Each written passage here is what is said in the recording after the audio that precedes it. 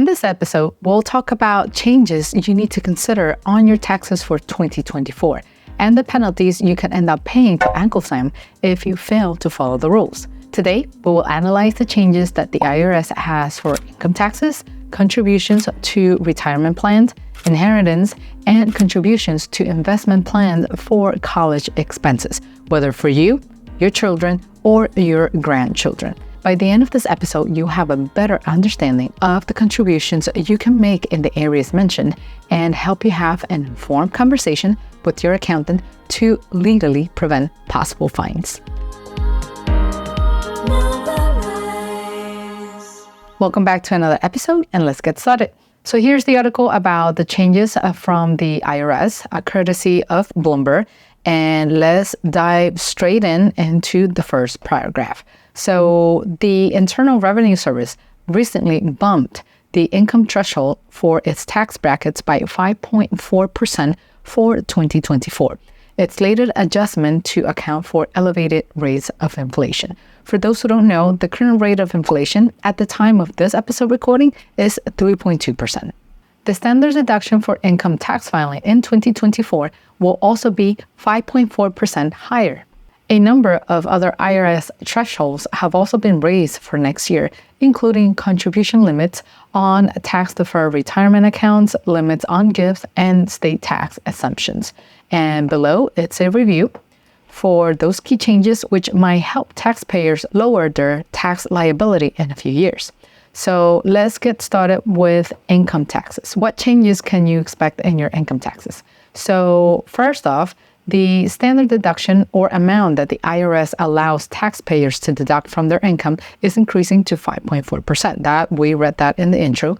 That means that the figure for single taxpayers and married individuals filing separately will rise to $14,600, while for head of households and married couples filing jointly will increase to $21,900 and $29,200 respectively.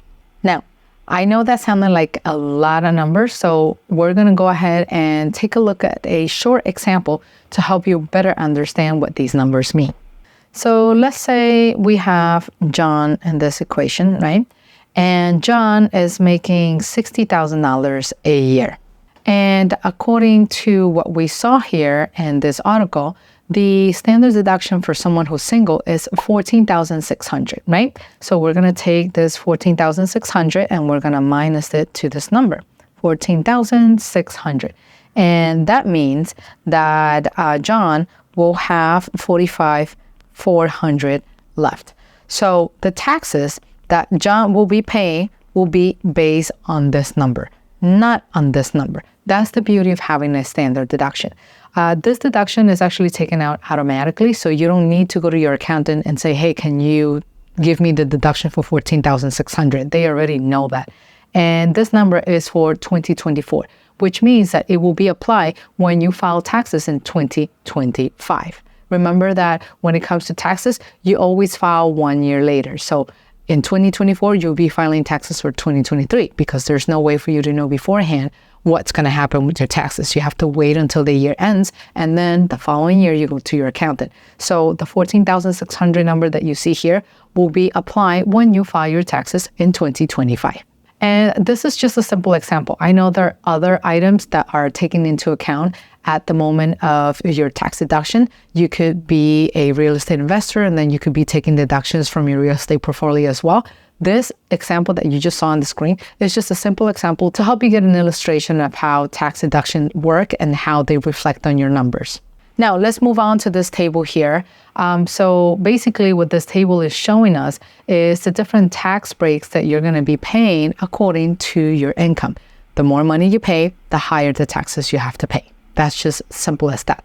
So for 2023, the numbers are as you can see here on the screen. So if you make $11,000 or less, you will be paying a tax bracket of 10%. If you are at $11,000 or more, that will be 12%. And it goes all the way up to $578,125, which will place you at a tax rate of 37%.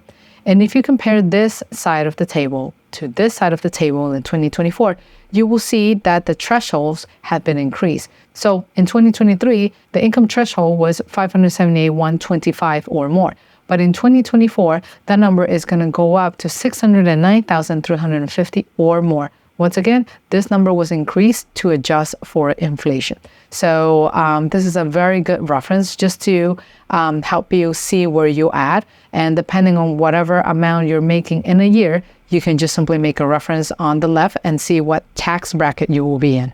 And the less money you make, the lower the taxes you make, which is why a lot of business owners or real estate investors are looking to get as many deductions as possible in order to reduce that taxable income. Now, let's talk about retirement account. But before I continue, I want to ask you for a favor. If you're finding value in this episode and many others that you've seen in NOVARISE, please don't forget to subscribe. Hit the subscribe button and turn on the notification buttons. When you subscribe, you're actually letting us know that this is the type of content that you enjoy watching or that you find useful for you. And that will cue us, that will let us know that this is the kind of content we need to be creating more of. So that way we can continue to add value to your life. So once again, don't forget to hit the subscribe button if you find value in our content. Now, back to the article. The 2024 adjustments for inflation will also provide an opportunity for savers to contribute more to tax-deferred 401k accounts. For those who don't know, 401k accounts are retirement accounts usually sponsored by your employer, and you can choose to participate, and that way you can put money aside for your retirement. And 401k accounts typically allows you to reduce your taxable income. Then the IRS hiked contribution limits for 401k by $500 to $23,000 in 2024. That means that in 2023, we're looking at a $22,500 limit, while in 2024, that it's going to go up to $23,000. In addition, you also get a $500 bump for IRA contributions, which will give you a new limit of $7,000. Older workers who can make catch-up contributions on these type of accounts should know that the limit did not increase in 2024. However, remaining at $7,500 for 401ks and $1,000 for IRA. What does it mean? Well, it means that if you are coming close to retirement and you're looking at your 401k account and you're not liking what you see, the IRS will allow you to do catch-up contributions, meaning that you will have the opportunity to put more towards your contribution. That means $7,500 extra to your regular contributions in your 401k, or you can make an additional $1,000 contribution towards your IRA. Now, let's move on and let's talk about family planning, because we all are looking for ways to hand down our assets or whatever is it that we build to our next generation. So what does the IRS have for us in terms of family planning? Well, if you plan to transfer wealth to the next generation, gifts of up to $18,000 will be tax-free in 2024, up from $17,000 in 2023. And the lifetime state tax exemption will be $13.6 million, and that is up from the $12.9 million. Now, I know this is a lot of numbers and it can be quite confusing, so let's just take a moment to break them down. So in 2023, if you want to give any gifts, right? Call it cash, assets, a car, whatever. Any gifts that is value up to $17,000, anything from $17,000 or below is not taxable as a gift. Now, in 2024, that number went up to $18,000. That means that you can give gifts up to $18,000 and that won't be taxable. Who pays taxes? The person who is gifting, meaning the person who is giving away. The person that receives the gifts doesn't pay taxes. The person that gives is the one that is supposed to pay the taxes, right? And what this article is saying is that you have up to $18,000 to give away up in a given year. And that $18,000 will be per person, right? So if you have 5 kids, each of them can receive $18,000 free of taxes for you. And what it's saying here is that when you add all of that number up, you will have up to $13.6 million to give away in your entire lifetime. That means that you have that total to give away without having to worry about paying taxes. So confusing, right? Yeah, I understand. Now, because I really want to make sure you got it, what we're going to do is go into the tablet and look at this example with a nice illustration. So let's say that John over here ended up with 2 kids, right? So we're going to call that first child Jean, and we're going to call the second child Walter, right? So Jean is getting $23K as a gift, and Walter is getting $23K as a gift. And let's say we have Mary over here, and Mary has a daughter, which we're going to call Emma, and Emma is getting $15,000 as a gift, right? We're clear so far? All right. Now, what we're going to do is we're going to draw this, and we're going to put that limit contribution at $18,000, right? Because that's what we saw here in this article, $18,000 for 2024, right? So Emma will fall right here. So what does this mean for Emma? Very simple. Because Emma is under the $18,000 threshold, Mary won't pay taxes, right? She doesn't have to worry about paying taxes. However, with John, the story is a little bit different because John's children are getting $23,000 each, right? So in this case, John will have to pay taxes. How does it work? Well, the taxes are actually paid on the difference. So let's say, for example, John has, I'm going to take this with a different color, $23K, and the limit was $18,000, right? So that means that John exceeded the limit of gifts by $5,000. But because he have 2 children, he actually exceeded that number by $10,000. But he doesn't have to pay taxes on those $10,000 right away, okay? The way it works is that he has a limit of $13,600,000.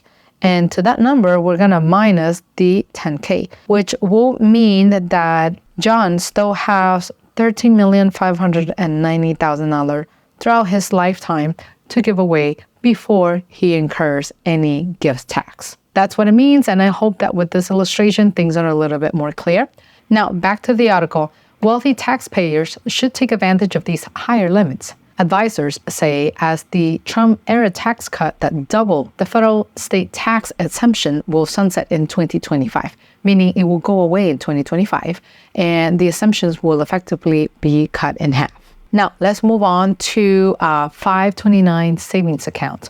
For those who don't know, 529 savings accounts are actually a savings account that allow you as a parent to set money aside towards your kids' college expenses. So that money that you're set aside, it's going to grow tax-free, and the distribution of it will also be tax-free as long as you use that money towards any expenses that are related to their higher education. So anything that has to do with college tuition or room and board or books, anything that's related to their college education. So according to this article, annual contribution limits for 529 savings accounts meant for a child's education will also increase by $1,000 to $18,000 in 2024. 529 contributions are considered gifts for federal tax purposes, but they don't count against the lifetime gift tax exemption. Additionally, starting in 2024, 529 account holders will be able to transfer up to a lifetime limit of $35,000 to a Roth IRA for a beneficiary. So if the next generation changes their higher education plans, the money you save for college can be used for their retirement instead. Those are all the changes the IRS has for us. Let me know if you have any questions, and we'll do our best to create another episode to answer those for you. See you in the next video. Bye-bye.